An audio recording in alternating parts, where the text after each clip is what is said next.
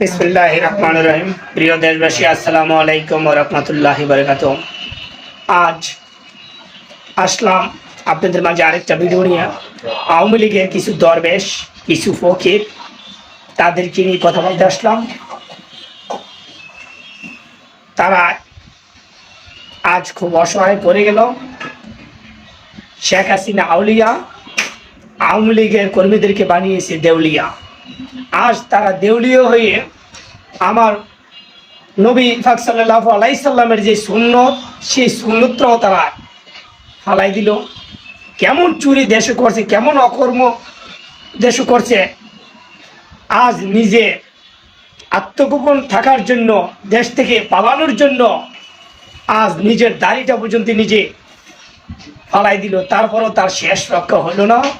তারা হলো ফেরাউনের উত্তরসূরি, তাদের শেষ রক্ষা হয় নাই এবং হবে না। আজ তারা একের পর এক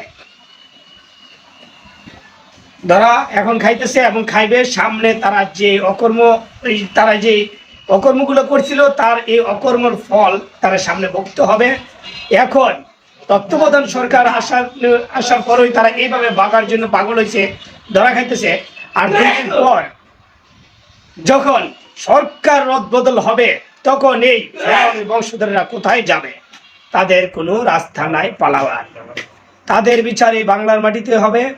আমার প্রিয় শিক্ষার্থী ভাই বোনেরা রাজপথে নেমেছে 4 দফা নিয়ে।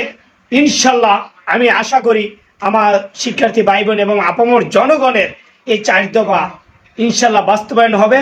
তাদের বিচার এই বাংলার মাটিতে হবে এবং ফ্যাসিস্ট শেখ হাসিনা, স্বৈরা শাসক খুনি শেখ হাসিনাকে ইনশাল্লাহ ভারত থেকে ধরে এনে বাংলার মাটিতে তার বিচার করা হবে।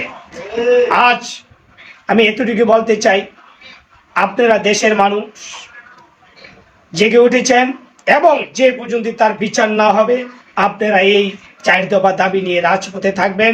খুনি হাসিনা এবং তার দোসরদের বিচার করেই ইনশাল্লাহ আমরা বাংলার কলঙ্ক মুক্ত করব, বাংলাদেশকে কলঙ্ক মুক্ত করব। এই খুনি হাসিনা এবং তার দোসরদের বিচার করে বাংলাদেশ থেকে কলঙ্ক মুক্ত একটি বাংলাদেশ আমরা করব। তো ঠিক আছে, সবাই ভালো থাকবেন। বাংলাদেশ জিন্দাবাদ।